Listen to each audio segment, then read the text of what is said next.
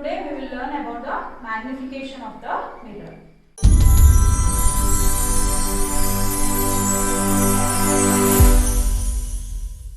We will see another topic, that is nothing but magnification. So what do you mean by magnification? So in previous classes we have seen the situations when image distance and image size was changed when we place the object in different positions. So the change was only in the size of the image. That means the image size has been enlarged or diminished. So here we will consider the magnification only for the size. Is it clear? So for this we need to know the diagram. So this is a concave mirror and it is a pole and we are placing the object behind C. Is it clear? So this O dash is the object. So now I am taking from the tip of the object, I am taking ray R1. So what is the ray R1? Ray R1 is the ray traveling parallel to the principal and passing through the focus. So this is the ray R1. Is it clear? So now I am taking another ray, which is a ray which is passing through the center of the pole. Is it clear? So the ray which is traveling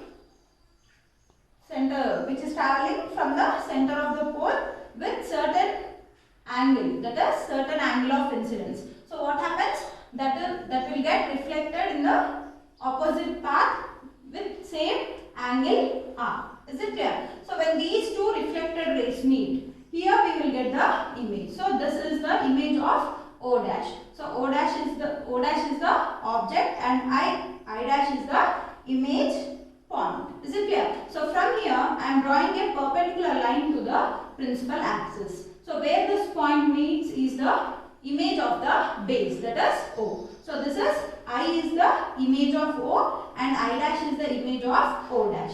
So from this figure also you can see that image object is in this much size and where you see the image it is a small size. So now here we are considering the magnification in these sizes itself. Is it clear? So now from this figure consider this point. Is it clear? So P, O dash and O. It is a triangle and another one is P, I dash. So it is another triangle. So these both are similar triangles. So from this similar triangles what we can write?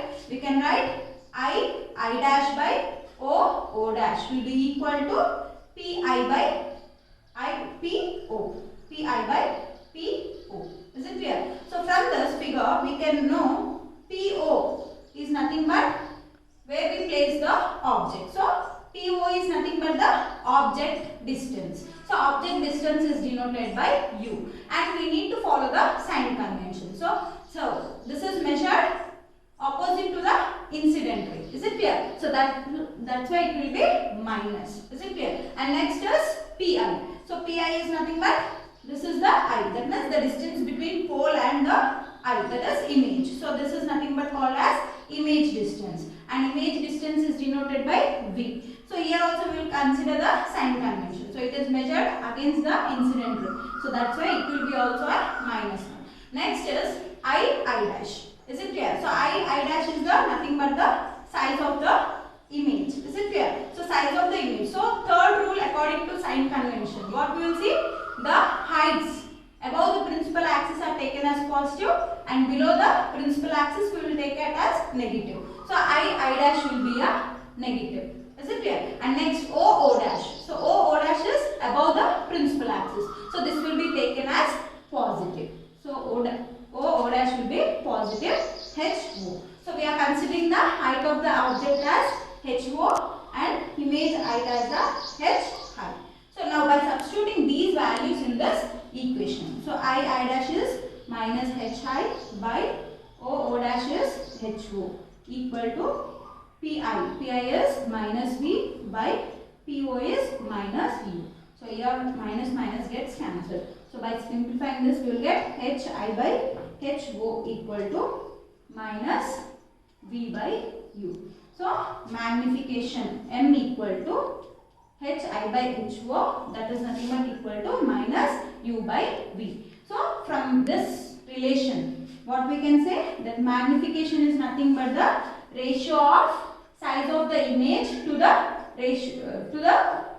height of the object. So from this also we can say that M equal to minus v by u. That means when object distance and image distance are given, we can find the magnification by using this formula, and when sizes are given, we can find it by m equal to hi by h